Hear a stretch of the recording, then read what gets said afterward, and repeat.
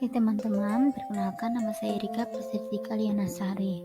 Saya mahasiswa PPG Prajabatan Pendidikan Matematika tahun 2022 di Universitas Kristen Satya Wacana.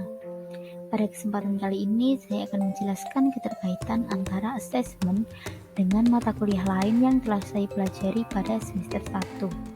Sebelum saya menjelaskan tentang koneksi antara asesmen dengan mata kuliah lain, terlebih dahulu saya akan menjelaskan apa itu asesmen.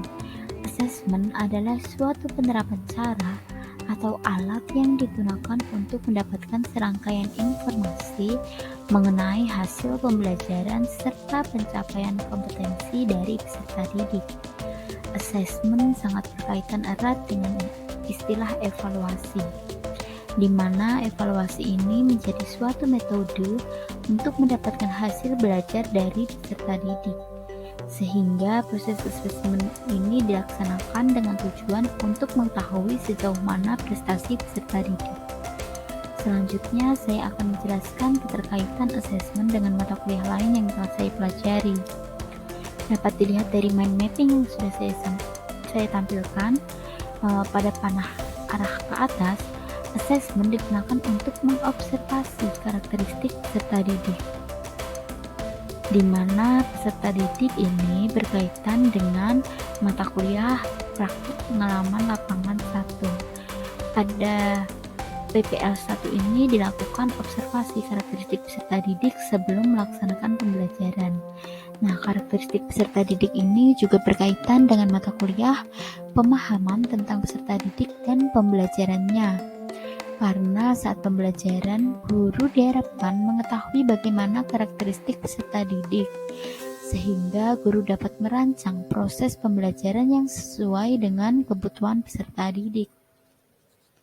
Selanjutnya, yang kedua yaitu arah ke kiri.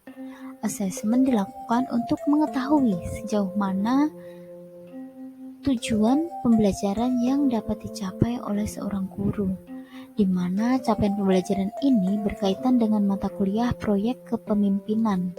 Ketika di dalam kelas, seorang guru harus mampu menentukan bagaimana proses pembelajaran yang baik, sehingga capaian pembelajaran itu dapat tercapai. Yang selanjutnya yaitu arah ke kanan. Asesmen dilakukan untuk nantinya menjadi sebuah laporan yang menunjukkan sampai mana kemampuan belajar dari setiap peserta didik. Seorang guru perlu mengetahui sampai sejauh mana kemampuan belajar dari setiap peserta didiknya, sehingga dilakukanlah asesmen untuk mengetahui kemajuan belajar peserta didik. Laporan ini nantinya berfungsi sebagai informasi mengenai karakteristik peserta didik. Hal ini juga berkaitan dengan mata kuliah pemahaman tentang peserta didik dan pembelajarannya. Selain itu, laporan kemajuan belajar peserta didik juga berguna untuk menyusun bagaimana program pembelajaran selanjutnya ini. Apakah pembelajaran yang sudah dilakukan sudah bagus atau belum? Jika belum, maka perlu dilakukan perbaikan untuk pembelajaran selanjutnya, sehingga asesmen ini menjadi sebuah dasar yang digunakan guru untuk memperbaiki pembelajaran yang akan dilakukan. Dalam menyusun program pembelajaran selanjutnya, berkaitan dengan mata kuliah prinsip pengajaran dan asesmen yang efektif 1. Karena pada mata kuliah ini, seorang guru harus mampu membuat bagaimana proses pembelajaran ataupun membuat asesmen yang tepat dengan menerapkan prinsip pembelajaran dan prinsip asesmen yang telah dijelaskan pada mata kuliah ini. Kemudian pada mata kuliah prinsip pengajaran dan asesmen yang efektif 1 ini juga berkaitan dengan capaian tujuan pembelajaran. Karena pada perancangan pembelajaran dan asesmen yang efektif didasarkan pada tujuan pembelajaran yang akan dicapai, sehingga proses pembelajaran dapat berjalan dengan kondusif dan juga efektif. Yang terakhir, pada arah ke bawah, asesmen ini memiliki dua fungsi. Fungsi yang pertama yaitu formatif, yang dilakukan pada saat proses pembelajaran. Sedangkan fungsi yang kedua yaitu sumatif, yang dilakukan di akhir.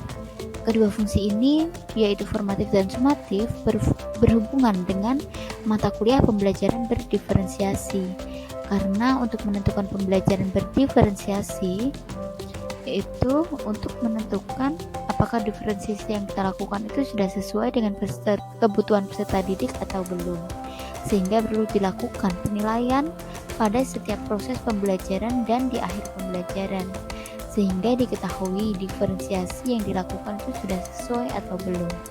Kedua fungsi formatif dan sumatif ini juga ada hubungannya dengan mata kuliah, prinsip pengajaran, dan asesmen yang efektif 1. Nah, itulah penjelasan saya mengenai keterkaitan asesmen dengan mata kuliah yang telah saya pelajari pada PBG Prajabatan semester 1.